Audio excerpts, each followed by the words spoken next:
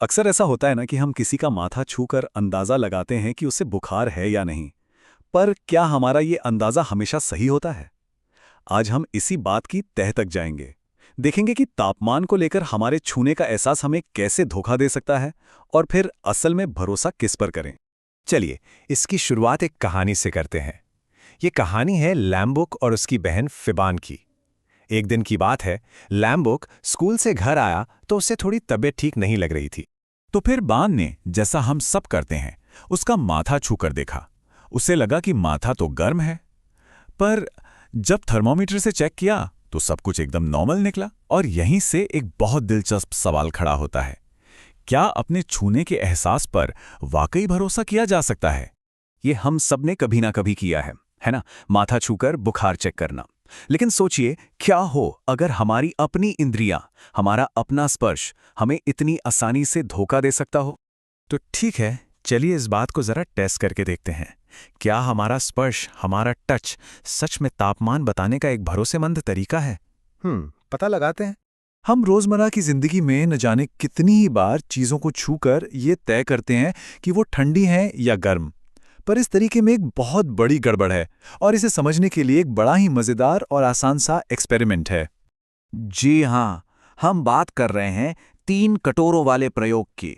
ये एक classic scientific demo है जो एकदम साफ कर देता है कि हमारे सेंसेस हमें कैसे बेवकूफ बना सकते हैं। और अच्छी बात यह है कि इसे कोई भी घर पर आजमा सकता है। बस 3 कटोरे चाहिए, एक में गुनगुना पानी, दूसरे में नल का सादा पानी, और तीसरे में एकदम बर्फीला ठंडा पानी। अब करना ये है कि एक हाथ को गुनगुने पानी वाले कटोरे में रखना है और दूसरे को बर्फीले पानी में, करीब 1 मिनट के लिए। इसके बाद दोनों हाथों को एक साथ बीच वाले कटोरे में, यानी नल के पानी में डालना है। अब सोचिए जरा, कैसा महसूस होगा? और यहीं पे जादू होता है। मजे की बात देखिए, जो हाथ गर्म पानी से आया था उसे नल का पानी ठंडा लगेगा, और जो हाथ ठंडे पानी से आया था उसे वही नल का पानी गर्म महसूस होगा। है ना कमाल? पानी एक, लेकिन हमारे हाथ दिमाग को 2 अलग अलग सिग्नल भेज रहे हैं। तो इस छोटे से एक्सपेरिमेंट से हमें क्या पता चला? यही कि हमारा छूने का जो एहसास है ना, वो रिलेटिव है। मतलब वो किसी चीज का असली तापमान नहीं बताता, बल्कि बस ये बताता है कि वो चीज हमारे हाथ के मुकाबले कितनी ठंडी या गर्म है। तो सवाल ये उठता है कि अगर हमारे हाथ भरोसेमंद नहीं हैं, तो फिर तापमान को सही सही नापने का तरीका क्या है? खैर, इसका जवाब हमें विज्ञान देता है, और वो जवाब है टेम्परेचर। हमारी फीलिंग से बिल्कुल अलग, टेम्परेचर एक ऑब्जेक्टिव माप है। ये हमें एक नंबर देता है जिससे हमें किसी भी चीज के गर्म या ठंडा होने का एकदम सटीक पता चलता है, बिना किसी कंफ्यूजन के। और इस सटीक माप को करने के लिए जो डिवाइस बनाया गया है उसे हम सब जानते हैं, वो है थर्मामीटर। अब थर्मामीटर भी एक जैसे नहीं होते। समय के साथ साथ इनमें काफी बदलाव आए हैं, और आज हमारे पास कई तरह के थर्मामीटर मौजूद है। तो चलिए कुछ कॉमन टाइप्स पर एक नजर डालते हैं। अगर पुराने जमाने की बात करें तो पारे वाले यानी मर्क्यूरी थर्मोमीटर बहुत आम थे। हो सकता है कुछ लोगों ने देखे भी हों।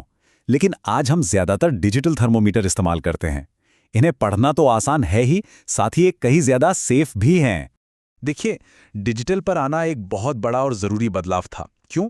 क्योंकि पारा यानी मर्करी एक बहुत ही टॉक्सिक, मतलब जहरीला पदार्थ है, और अगर मर्करी थर्मोमीटर गलती से टूट जाए तो यह सेहत के लिए बहुत बड़ा खतरा बन सकता है। डिजिटल थर्मोमीटर में ऐसा कोई रिस्क होता ही नहीं। और पिछले कुछ सालों में तो एक और तरह का थर्मोमीटर बहुत पॉपुलर हुआ है, नॉन कॉन्टैक्ट इंफ्रारेड थर्मोमीटर।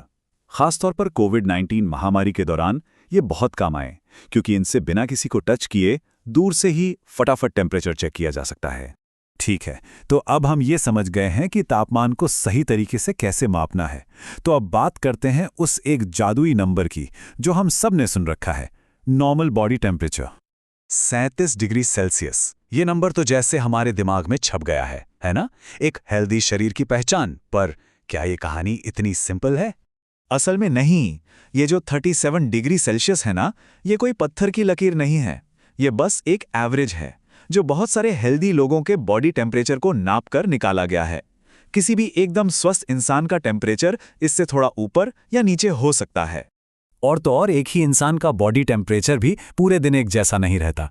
ये उम्र, दिन का कौन सा पहर है और थोड़ी देर पहले कोई फिजिकल एक्टिविटी की है या नहीं, इन सब बातों पर डिपेंड करता है और बदलता रहता है।